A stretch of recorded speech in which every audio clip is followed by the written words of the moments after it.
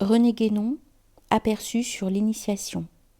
Chapitre 45 de l'infaillibilité traditionnelle. Puisque nous avons été amenés à dire quelques mots de la hiérarchie des fonctions initiatiques, nous devons encore envisager une autre question qui s'y rattache plus particulièrement, et qui est celle de l'infaillibilité doctrinale. Nous pouvons d'ailleurs le faire en nous plaçant non pas seulement au point de vue proprement initiatique, mais au point de vue traditionnel en général, comprenant l'ordre exotérique aussi bien que l'ordre ésotérique. Ce qu'il faut avant tout poser en principe pour bien comprendre ce dont il s'agit, c'est que ce qui est proprement infaillible, c'est la doctrine elle-même, et elle seule, et non point des individus humains comme tels, quels qu'ils puissent être d'ailleurs. Et si la doctrine est infaillible, c'est parce qu'elle est une expression de la vérité, qui en elle-même est absolument indépendante des individus qui la reçoivent et qui la comprennent. La garantie de la doctrine réside en définitive dans son caractère non humain. Et l'on peut d'ailleurs dire que toute vérité, de quelque ordre qu'elle soit, si on la considère au point de vue traditionnel, participe de ce caractère, car elle n'est vérité que parce qu'elle se rattache au principe supérieur et en dérive à titre de conséquence plus ou moins immédiate ou d'application à un domaine déterminé. La vérité n'est point faite par l'homme, comme le voudraient les relativistes et les subjectivistes modernes, mais elle s'impose au contraire à lui, non pas cependant du dehors, à la façon d'une contrainte physique, mais en réalité du dedans. Parce que l'homme n'est évidemment obligé de la reconnaître comme vérité que si tout d'abord il la connaît, c'est-à-dire si elle a pénétré en lui et s'il se l'est assimilé réellement. Petite note. Nous disons que l'homme s'assimile une vérité parce que c'est la façon de parler la plus habituelle, mais on pourrait tout aussi bien dire inversement qu'il s'assimile lui-même à cette vérité. On comprendra l'importance de cette remarque par la suite. Fin de la note. Il ne faut pas oublier en effet que toute connaissance vraie est essentiellement, et dans toute la mesure où elle existe réellement, une identification du connaissant et du connu.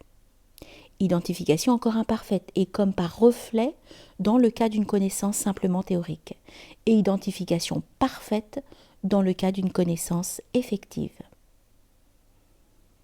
Il résulte de là que tout homme sera infaillible lorsqu'il exprimera une vérité qu'il connaît réellement, c'est-à-dire à laquelle il s'est identifié. Petite note. Il y aurait seulement lieu de faire une réserve en ce que l'expression ou la formulation de la vérité peut être inadéquate et que, même, elle l'est forcément toujours dans une certaine mesure, mais ceci ne touche en rien au principe lui-même. Fin de la note. Mais ce n'est point en tant qu'individu humain qu'il le sera alors, mais en tant que, en raison de cette identification, il représente, pour ainsi dire, cette vérité elle-même. En toute rigueur, on devrait dire en pareil cas, non pas qu'il exprime la vérité, mais plutôt que la vérité s'exprime par lui. À ce point de vue, l'infaillibilité n'apparaît nullement comme quelque chose d'extraordinaire ou d'exceptionnel, ni comme constituant un privilège quelconque. En fait, n'importe qui la possède dans la mesure où il est compétent, c'est-à-dire pour tout ce qu'il connaît au vrai sens de ce mot. Petite note.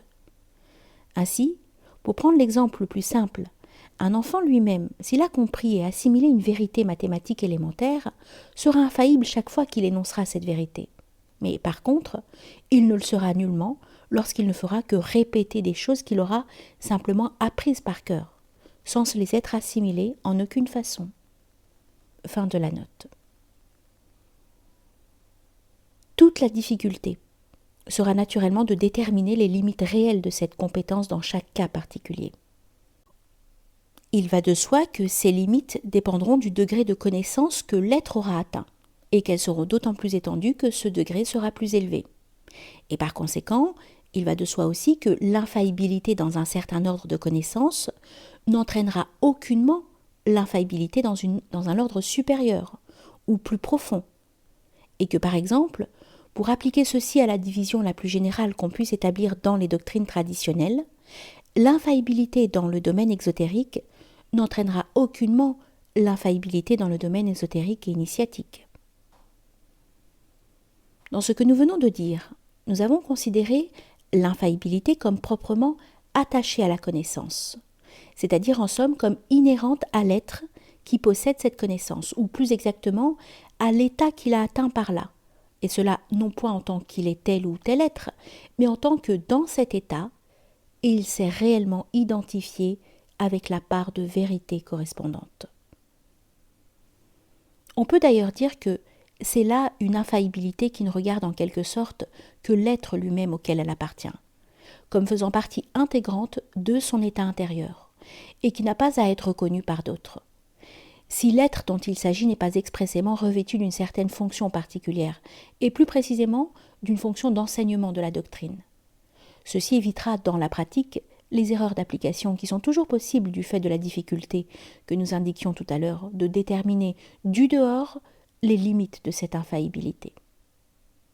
Mais il y a d'autre part dans toute organisation traditionnelle une sorte d'infaillibilité qui, elle, est attachée exclusivement à la fonction d'enseignement, dans quelque ordre qu'elle s'exerce d'ailleurs, car ceci encore s'applique à la fois aux deux domaines exotériques et ésotériques, chacun d'eux étant naturellement envisagé dans ses limites propres. Et c'est surtout sous ce rapport qu'on peut voir d'une façon particulièrement nette, que l'infaillibilité n'appartient aucunement aux individus comme tels, puisque dans ce cas, elle est entièrement indépendante de ce que peut être en lui-même l'individu qui exerce la fonction dont il s'agit. Il faut ici se reporter à ce que nous avons dit précédemment au sujet de l'efficacité des rites. Cette efficacité étant essentiellement inhérente aux rites eux-mêmes, en tant qu'ils sont les moyens d'action d'une influence spirituelle. Le rite agit donc indépendamment de ce que vaut, sous quelque rapport que ce soit, l'individu qui l'accomplit, et sans même qu'il soit aucunement nécessaire que celui-ci ait une conscience effective de cette efficacité. Petite note. Nous rappelons que ceci est vrai pour les rites exotériques, comme la doctrine catholique le reconnaît expressément, aussi bien que pour les rites initiatiques. Fin de la note. Il faut seulement, si le rite est de ceux qui sont réservés à une fonction spécialisée, que l'individu ait reçu de l'organisation traditionnelle dont il relève le pouvoir de l'accomplir valablement. Nulle autre condition n'est requise et, si ceci peut exiger, comme nous l'avons vu, certaines qualifications particulières, celles-ci en tout cas ne se réfèrent pas à la possession d'un certain degré de connaissance, mais sont seulement celles qui rendent possible à l'influence spirituelle d'agir en quelque sorte à travers l'individu, sans que la constitution particulière de celui-ci y mette obstacle. L'homme devient alors proprement un porteur ou un transmetteur de l'influence spirituelle. C'est cela seul qui importe, car devant cette influence d'ordre essentiellement supra-individuel, et par conséquent tant qu'il accomplit la fonction dont il est investi, son individualité ne compte plus, et disparaît même entièrement. Nous avons déjà insisté sur l'importance de ce rôle de transmetteur, particulièrement en ce qui concerne les rites initiatiques. C'est encore ce même rôle qui s'exerce à l'égard de la doctrine lorsqu'il s'agit d'une fonction d'enseignement. Il y a d'ailleurs entre ces deux aspects, et par conséquent entre la nature des fonctions correspondantes, un rapport fort étroit en réalité, qui résulte directement du caractère des doctrines traditionnelles elles-mêmes. En effet, ainsi que nous l'avons déjà expliqué à propos du symbolisme, il n'est pas possible d'établir une distinction absolument nette et encore moins une séparation entre ce qui relève des rites et ce qui relève de la doctrine, donc entre l'accomplissement de cela et l'enseignement de celle-ci, qui, même s'ils constituent extérieurement deux fonctions différentes, sont pourtant de même nature au fond. Le rite comporte toujours un enseignement en lui-même. Et la doctrine, en raison de son caractère non humain, qui, rappelons-le, se traduit tout particulièrement par la forme proprement symbolique de son expression, porte aussi en elle l'influence spirituelle, de sorte que ce ne sont véritablement là que deux aspects complémentaires d'une seule et même réalité. Et cela, bien que nous l'ayons dit tout d'abord plus spécialement en ce qui concerne le domaine initiatique, peut encore s'étendre d'une façon tout à fait générale à tout ce qui est d'ordre traditionnel. En principe, il n'y a aucune distinction à faire à cet égard. En fait, il peut y en avoir une seulement en ce sens que, dans le domaine initiatique, le but essentiel étant de pure connaissance, une fonction d'enseignement à un degré quelconque ne devrait normalement être confiée qu'à celui qui possède une connaissance effective de ce qu'il doit enseigner. D'autant plus que ce qui importe ici est moins l'extériorité de l'enseignement que le résultat d'ordre intérieur qu'il doit contribuer à produire chez ceux qui le reçoivent. Tandis que dans l'ordre exotérique dont le but immédiat est autre, celui qui exerce une telle fonction peut fort bien avoir simplement une connaissance théorique suffisante pour exprimer la doctrine d'une façon intelligible. Et en tout cas, là n'est pas l'essentiel, du moins pour ce qui est de l'infaillibilité attachée à la fonction elle-même. À ce point de vue, on peut dire ceci.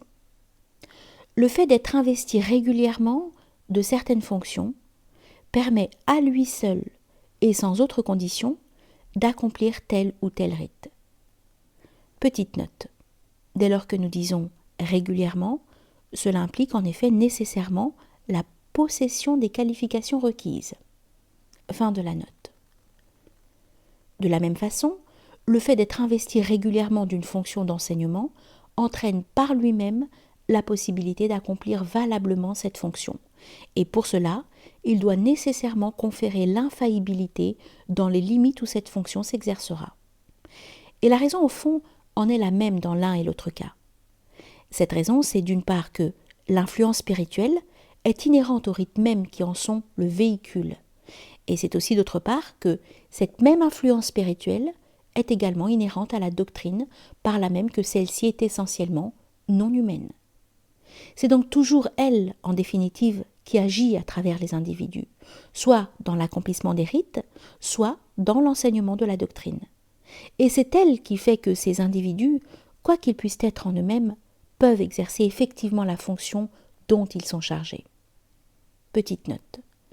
C'est cette action de l'influence spirituelle, en ce qui concerne l'enseignement doctrinal, que le langage de la théologie catholique désigne comme l'assistance du Saint-Esprit. Fin de la note. Dans ces conditions, bien entendu, l'interprète autorisé de la doctrine, en tant qu'il exerce sa fonction comme telle, ne peut jamais parler en son propre nom, mais uniquement au nom de la tradition qu'il représente, alors qu'il incarne en quelque sorte, et qui seul est réellement infaillible. Tant qu'il en est ainsi, l'individu n'existe plus, sinon en qualité de simple support de la formulation doctrinale, qui ne joue pas en cela un rôle plus actif que le papier sur lequel un livre est imprimé, n'en joue par rapport aux idées auxquelles il sert de véhicule. Si par ailleurs il lui arrive de parler en son propre nom, il n'est plus par là même dans l'exercice de sa fonction. Et il ne fait alors qu'exprimer de simples opinions individuelles, en quoi il n'est plus aucunement infaillible, pas plus que ne le serait un autre individu quelconque. Il ne jouit donc pas par lui-même d'aucun privilège, car dès que son individualité reparaît et s'affirme, il cesse immédiatement d'être le représentant de la tradition, pour n'être plus qu'un homme ordinaire, qui, comme tout autre, vaut seulement, sous le rapport doctrinal, dans la mesure de la connaissance qu'il possède réellement en propre, et qui en tout cas ne peut prétendre imposer son autorité à qui que ce soit. Petite note. Tout ceci est strictement conforme à la notion catholique de l'infaillibilité pontificale. Ce qui peut sembler étonnant dans celle-ci, et ce qui en tout cas lui est particulier, c'est seulement que l'infaillibilité doctrinale qui est regardée comme concentrée tout entière dans une fonction exercée exclusivement par un seul individu, tandis que dans les autres formes traditionnelles, il est généralement reconnu que tous ceux qui exercent une fonction régulière d'enseignement participent à cette infaillibilité dans une mesure déterminée par l'étendue de leur fonction même. Fin de la note. L'infaillibilité dont il s'agit est donc bien attachée uniquement à la fonction et non point à l'individu, puisque, en dehors de l'exercice de cette fonction, ou si l'individu cesse de la remplir pour une raison quelconque, il ne subsiste plus rien en lui de cette infaillibilité. Et nous trouvons ici un exemple de ce que nous disions plus haut, que la fonction, contrairement au degré de connaissance, n'ajoute véritablement rien à ce qu'un être est en lui-même, et ne modifie pas réellement son état intérieur.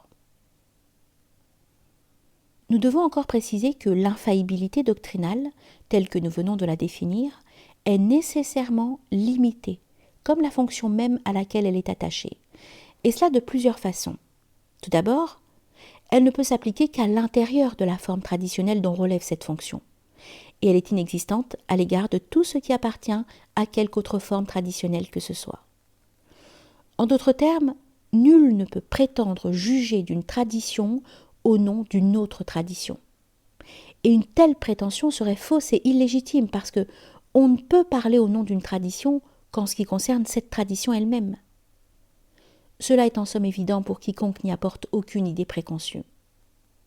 Ensuite, si une fonction appartient à un certain ordre déterminé, elle ne peut entraîner l'infaillibilité que pour ce qui se rapporte à cet ordre seul, qui peut, suivant les cas, être enfermé dans des bornes plus ou moins étroites. Ainsi, par exemple, sans sortir du domaine exotérique, on peut concevoir une infaillibilité qui, en raison du caractère particulier de la fonction à laquelle elle est attachée, concerne seulement telle ou telle branche de la doctrine, et non la doctrine dans son ensemble. À plus forte raison, une fonction d'ordre exotérique, quelle qu'elle soit, ne saurait conférer aucune infaillibilité, ni par conséquent aucune autorité vis-à-vis de l'ordre ésotérique.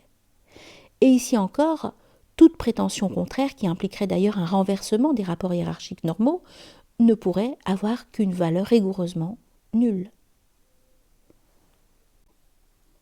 Il est indispensable d'observer toujours ces deux distinctions, d'une part entre les différentes formes traditionnelles, et d'autre part entre les différents domaines exotériques et ésotériques, pour prévenir tout abus et toute erreur d'application en ce qui concerne l'infaillibilité traditionnelle.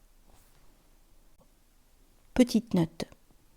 On pourrait, en se servant du symbolisme géométrique, dire que, par la première de ces deux distinctions, l'infaillibilité doctrinale est délimitée dans le sens horizontal, puisque les formes traditionnelles comme telles se situent à un même niveau, et que par la seconde, elle est délimitée dans le sens vertical, puisqu'il s'agit alors de domaines hiérarchiquement superposés.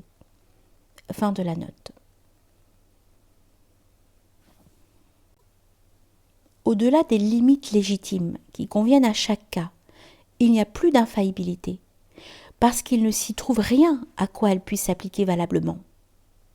Si nous avons cru devoir y insister quelque peu, c'est que nous savons que trop de gens ont tendance à méconnaître ces vérités essentielles, soit parce que leur horizon est borné en fait à une seule forme traditionnelle, soit parce que dans cette forme même, ils ne connaissent que le seul point de vue exotérique.